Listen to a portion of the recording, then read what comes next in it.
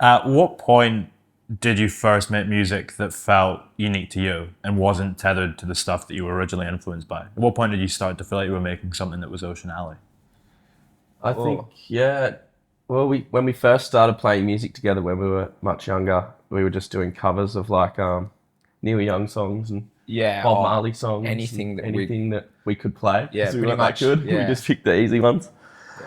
But yeah, nah, I don't really remember a specific time when we decided to make our own music, but I think that it felt like it turned more into our own sound in the last two albums. I feel like maybe the last yeah, two records, not including the one we haven't released, if I'm allowed to say that. But yeah, yeah, I honestly believe from Chiaroscuro forward, we really started to yeah. come into our own sound, so to speak. Like we took less and less from stuff we've heard and more of what we'd been creating amongst ourselves. I guess, what did the first album do for you then in terms of what did that album establish that allowed you to go off into that new space on the two albums following it?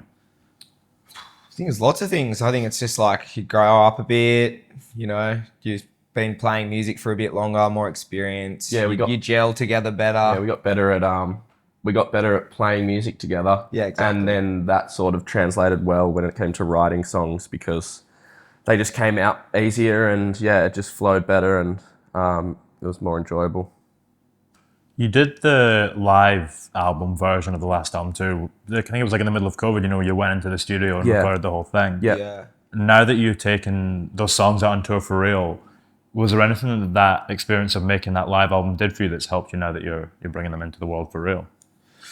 It was good because we spent so much time off, so it was good to revisit that stuff. We hadn't played it for a while. We had to do some rehearsals to try and get it back up to live spec. I think that was just what we were used to, especially what we were used to doing at that time. I think we did a few things that were like virtual shows, so we were playing our set to cameras, Yeah, it became we did this change weird it. reality of like, that's how gigs are now for us. That's what shows are.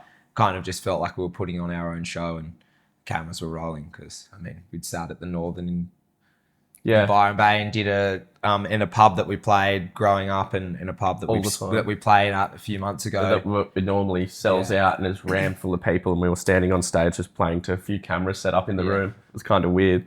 Yeah. And we'd finish the song, and I don't know, you kind of get used to people making some noise after the song finishes, and it will just be dead quiet. I think some of the photographers started clapping just to make it less weird. awkward. But it's still weird when there's two people in the rooms going, Doesn't have the same effect. nah. So when you saw those American chat shows when they stopped doing the audiences and they had like one guy sitting in the audience Yeah. with a bunch Yeah. of It's turbo going, guys. you, yeah. Pretty much, man. Yeah. But then when you guys are creating music, it's kind of coming from a similar space where you're all jamming together, right? Yeah, correct. Did the Yeah. live stream shows feel more like that than a show itself? Yes and no. Like when we're playing that live album that we did, we were sort of playing a set list, so to speak. We knew what we were going to be playing. It was probably It was less a jam environment and more. It felt more like a show sure. environment because of like we knew we were playing track 1s to 12 or whatever, rather than just standing in a room together and just going for it. That's where we do our writing best. yeah. Is in that scenario. But yeah, It was nice Definitely. doing that live thing, all facing each other in the round, kind of. We had the camera in the middle, and so that's normally how we write music and when we jam. We just sort of all face each other so we can makes the eyeball most everyone. sense. Makes the most sense. Yeah. With the new single that you've got coming out later this month, which I think we're allowed to talk about a little bit, Yeah. did that come from that space of jamming? Was that originally how that one came to fruition?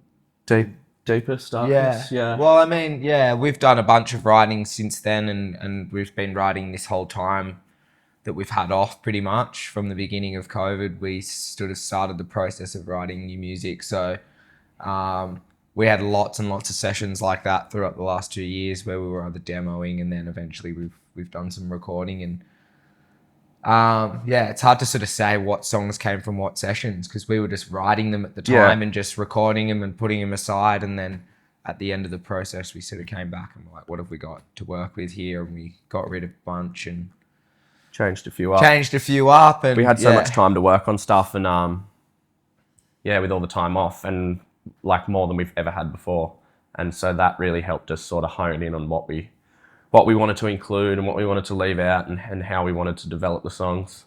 So yeah, I think we're feeling really positive about that process that we used to get there. It's interesting too. There's almost a parallel between the time that you were given with COVID and perhaps when you first become full-time musicians, and any jobs are removed from the picture, and you can focus on music completely. Yeah, exactly. When that initially happened, when you became full-time musicians, did that change the way that you created in any way, or did it change anything in regards to music for you? It changed the way we did a lot of our touring. After we quit our jobs, we were sort of free to be able to go do longer overseas tours and build up bases overseas. I think we almost jammed less in a way, because when we had a routine and it was like, 100%. you know, everyone's going to work today. We've only got a few hours in the afternoon. We'll rehearse on, you know, these days in the week, and we just did that every week, and it was just like part of your week, you know. And then when you don't have that responsibility of going to work anymore, and we all lived in a house together at the time, you know, We just barely jammed. it was kind of like we were just like, our instruments were there, and we're like, well, I'm just gonna go surfing, and like I'd go fishing or whatever, and like it would be the weirdest times, like really late at night after we'd had a really big night, and we'd all pick up our instruments, start jamming at like 2 a.m. on a Saturday night. Yeah. When we've had all week to do it, you know, and that, like some cool stuff would come out of that, but usually we'd just get fucking all of our friends sitting in the lounge room just. Yeah, we spent a lot more Listening. time playing music, you know, while we were doing a tour, or, you know, rather than less time sort of organising sessions in the afternoon and that. So yeah, it was weird. We were playing way more live shows though, and that's sort of where we sort of just did a lot of our, you know, rehearsals together and all that sort of stuff. I mean, that idea of jamming, you know, at 2 a.m. and all living in the house together, Yeah. it feels very evocative of what you've described this new album as being quite playful. Yeah, I mean, it's playful, and it's also got a lot of, there's some sort of deeper stuff in there as well. I think like we've always loved having a bit of variety in the albums that we're putting out, some sort of slower ballady ones, and then some drivier stuff, some more exciting stuff. But I mean, this album's probably not going to differ too much from that sort of format that we like to use. But we definitely had a lot more fun recording this one just because we had more time and we were more organised. I don't think the music's necessarily more playful. I think it was just, that was the outlook of the whole experience. It was far more enjoyable, I think, writing and recording it without having to be like in between tours. And Yeah, just like in the little weeks that we had off during the year, it was like you're in the studio or you got to write, and like, you know, otherwise we're never going to put music out. So, and we put those deadlines on ourselves, but I mean, You need a deadline sometimes. exactly. If there's no deadline, you're never going to get there, right? So, Yeah. I mean, we wouldn't anyway. yeah. Are you quite good at estimating how long you'll need? Like when you put the deadline down, is it an accurate deadline or? Nah, I mean, we're always happy to make a deadline, but We like to keep it kind of it needs to be like, might sound cliche, but we like to keep it pretty, you know, relaxed and free flowing. So there's not really any kind of restrictions on what we have to do. We found that's just the environment that we best write music and get stuff done in. So it's pretty chilled. We kind of just, I don't know, set a deadline and just mosey through it. I know Kevin Parker, he's spoken in the past about how he does stuff like he'll put music or chords on loop while he's sleeping, and then he'll wake up and there'll be a melody or something in his head. Yeah, right. What do you feel is the most far out in a similar way that you've gotten with the way that you make music? Is there anything you've done that is similarly bizarre but has worked really nicely? no, I don't think anything that far out. I think we sort of more, directly put our time into sort of like creating something. With the 6 of us, we can kind of, you know, rely on each other to come up with ideas and stuff. We might not need to do some as far out methods like that. So yeah, when we've got the time when we're writing together, we're all together, we're all involved in the process, and everyone has a chance to kind of interject and tell someone, oh, that part sounds shit, or change it and do this. And so yeah, it's kind of just a melting pot of ideas at that point. Yeah, I don't have any out there methods that I...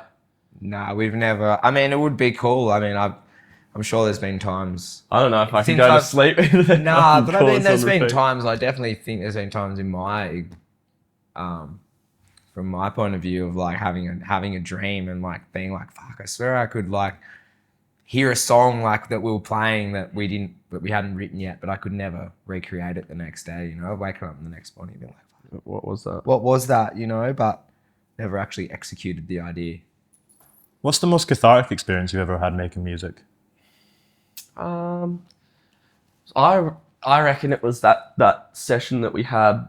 Oh well, first of all, we fell in love with it, and I think it was really cathartic. The times we spent just jamming in the garage and stuff when we were younger, that was really sort of grounded us and gave us a nice purpose and you know, we helped us bond as friends. But I think the other time was when we were playing at Coffs Harbour at Bob's place, and we were just all set up there, and it was was really relaxed, such a beautiful location, and yeah, we were just hanging out, having fun, and We were on like a property with like, you know, a pool and big pizza oven. really big pizza oven, and like it was really National Park beautiful. around the corner Yeah, there was and like a crystal clear creeks that surrounded the property, and it was kind of like, you know, we were just hanging out, but we were really Yeah, it really Very took our in mind deep off with the music there. everything else apart from the music, and we just hung out and just made music. It was cool.